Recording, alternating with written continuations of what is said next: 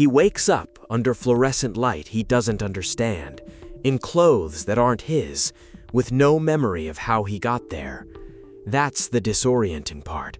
Not the noise, not the crowds, but the light. It never flickers. It never dims. It just hangs there, endless and white, like a sky that forgot how to be a sky. His name doesn't matter.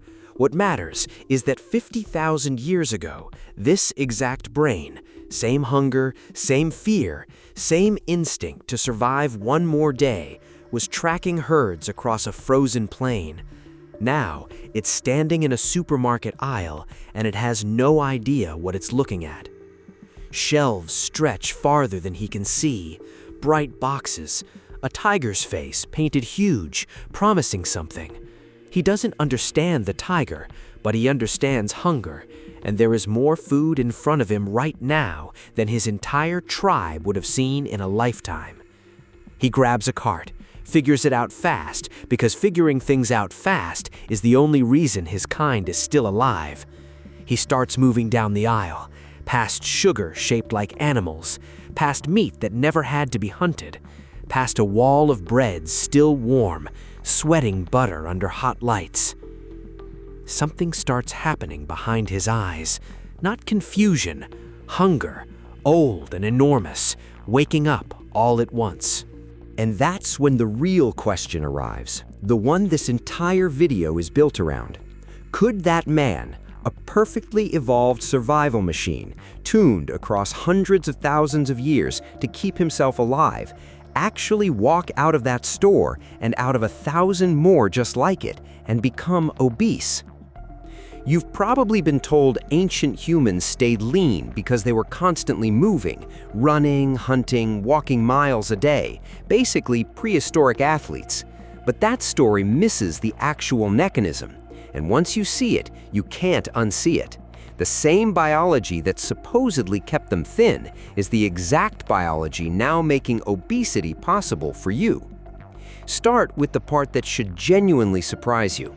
Scientists studying the Hadza of Tanzania, one of the last populations still living almost entirely by hunting and foraging, strapped precision monitors to their bodies, expecting to find dramatically higher calorie burn than sedentary Westerners.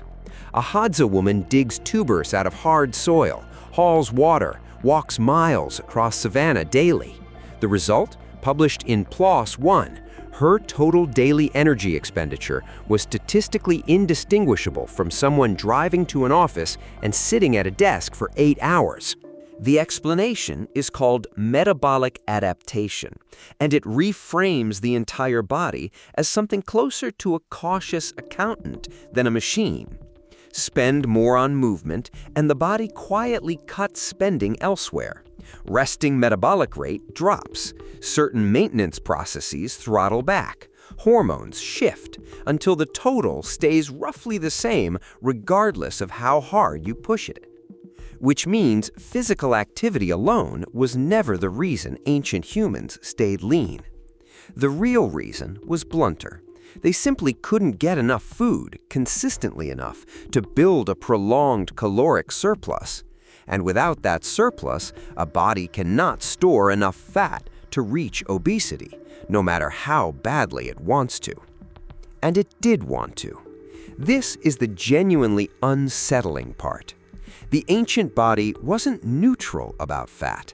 It was aggressively pro-fat, wired by what geneticist James Neal called the thrifty gene hypothesis.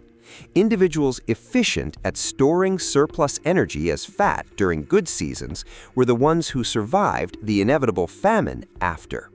Those genes won generation after generation, and every human alive today inherited them. You are not lean by default. You are running the exact same fat-hoarding software your ancestors ran. Ancient humans weren't thin because their bodies resisted fat storage. They were thin because their environment never gave that hunger enough raw material to succeed. There's a real-world experiment that proves this isn't theory. The Pima people of Arizona lived lean and active for centuries in the Sonoran Desert, until settlers diverted the rivers their farming depended on, and the U.S. government replaced their traditional diet with government-supplied flour, lard, and sugar. Within 1 or 2 generations, the Pima developed some of the highest recorded rates of obesity and type 2 diabetes on Earth. Their genetics hadn't changed. Meanwhile, their genetic relatives across the border in Mexico's Sierra Madre, still eating traditionally, stayed lean and metabolically healthy. Same ancient software, different inputs, completely different outcome. There's one more piece, and it's the one that should really bother you. Even abundant natural food doesn't behave like modern food.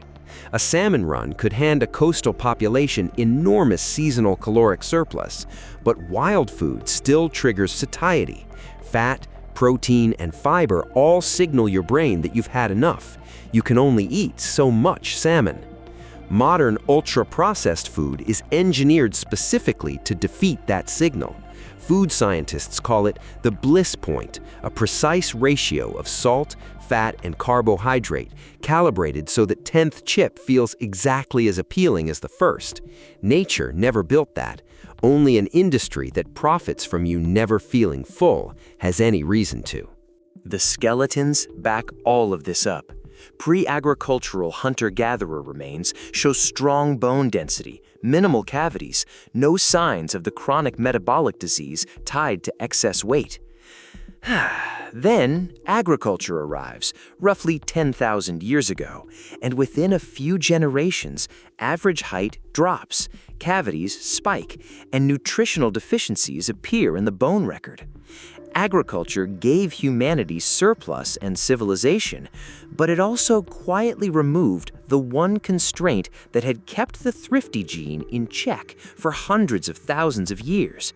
The grocery store, functionally, was invented the day the first granary was built.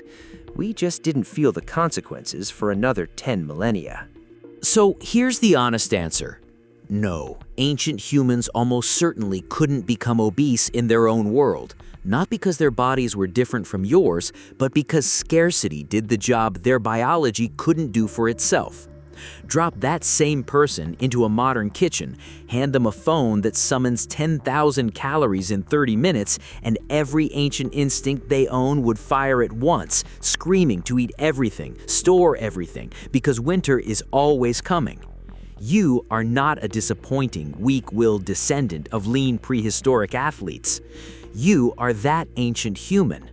Same genes, same hormones, same thrifty architecture, separated by a few thousand generations, a blink evolutionarily speaking.